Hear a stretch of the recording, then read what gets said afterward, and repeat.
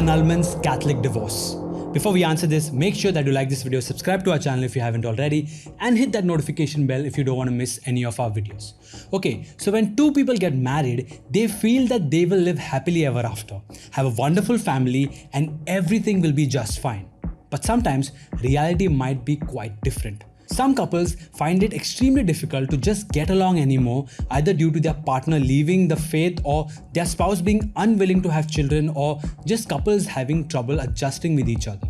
Others struggle with issues like abuse or infidelity. In such cases, the couple usually files for a divorce. But the Catholic Church is against divorce since she believes marriage is sacred and indissoluble. So, what happens to such couples? Do they have to leave the church if they want to remarry? Do they give up on their faith altogether? No. The church offers such couples the option of applying for an annulment. But isn't that just the Catholic version of divorce? To answer this, let's look at the differences between an annulment and a divorce. Now, as we said in an earlier video, the Catholic Church treats marriage as a sacrament, which is a lifelong, free, total, faithful and fruitful union of a man and a woman, ordered towards the good of the spouses and for procreation and education of children. Since a marriage is a sacrament before God, it is an unbreakable bond. What God has joined together, no man can separate. If this is the case, how do annulments work? Don't they allow couples to split up if they want to? How is it any different from divorce then? Now, a civil divorce is the legal termination of marriage. It recognizes that a valid marriage took place but is being dissolved due to the irreconcilable differences or other reasons, and that spouses are free to lead separate lives and remarry. The Catholic Church, however, calls divorce a grave sin. The Catechism says, divorce is a grave offense against the natural law. It claims to break the contract to which the spouses freely consented to live with each other till death. Divorce does injury to the covenant of salvation, of which sacramental marriage is a sign. Contracting a new union, even if it is recognized by civil law, adds to the gravity of the rupture. The remarried spouse is then in a situation of public and permanent adultery. If a husband separated from his wife approaches another woman, he is an adulterer because he makes that woman commit adultery, and the woman who lives with him is an adulteress because she has drawn another's husband to herself. On the other hand, an annulment is not about ending a valid marriage like divorce does. Instead, it is a declaration that a marriage was invalid from the very beginning, as if it never truly existed as a sacramental union. An annulment is a declaration of nullity. The church investigates to determine the validity of the marriage. Even though the marriage appeared to be valid and legitimate, it could have lacked certain fundamental aspects that would make it sacramentally and legally binding. In an annulment, the church examines whether a valid marriage bond exists. So, what are those fundamental aspects that must be present for a marriage to be considered valid in the church? A Catholic marriage is a free, total, faithful and fruitful sacramental union of spouses. If any of these are not fulfilled or found to be lacking, the church will declare the marriage null and void. The first aspect to consider would be the free consent of the spouses to enter the marriage. If consent is lacking, there is no marriage. The Catechism of the Catholic Church says, the parties to a marriage covenant are a baptized man and woman free to contract marriage who freely expresses their consent. To be free means not being under constraint, not impeded by any natural or ecclesiastical law. So if either of the spouses were forced or compelled to marry, the marriage would be considered invalid. For example, if they were forced to marry due to an unexpected pregnancy.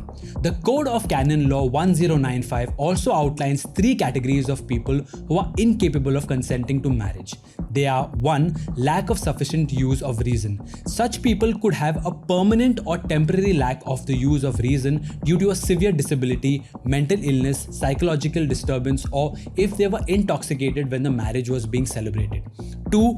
Grave lack of discretion of judgment. Such people do not have the capacity to judge and understand responsibilities that come with marriage, possibly due to the psychological illness. They might not completely understand what it takes to raise children, financial responsibilities, fidelity, etc.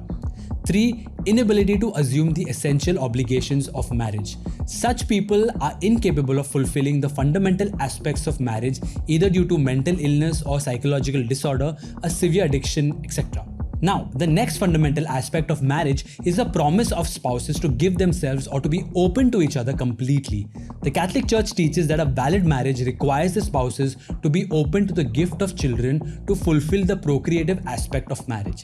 This means that the couple should be willing to welcome and raise children in the faith.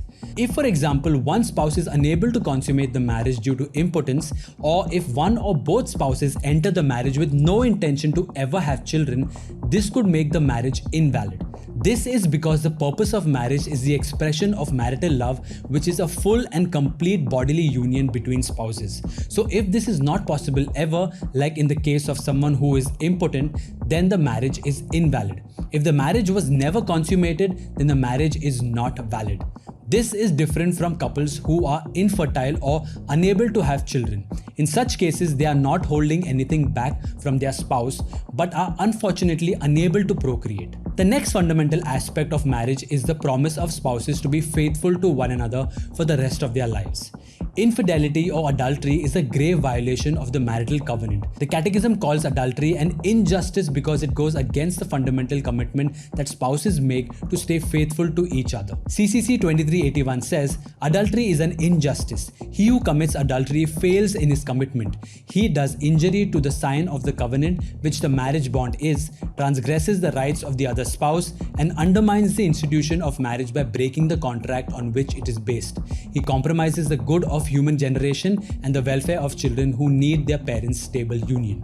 While infidelity is not a direct cause for annulment, after thorough investigation, it could reveal one spouse's intention to be unfaithful or not fully committed to the exclusive and permanent nature of marriage.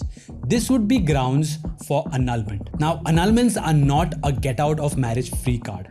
They show that a marriage never existed to begin with. In this video, we covered only a few reasons why the church would declare a marriage invalid and allow for an annulment. We'll cover more reasons for annulments in a future video. So, what do you think about this? Are annulments just a version of Catholic divorce? What could be other reasons for annulment? Let us know in the comments below. Also, if you like this video, let us know by liking and subscribing to our channel. And if you want to know more about Catholic marriage, check out our previous videos on marriage by clicking on the links in the description below. Until next time.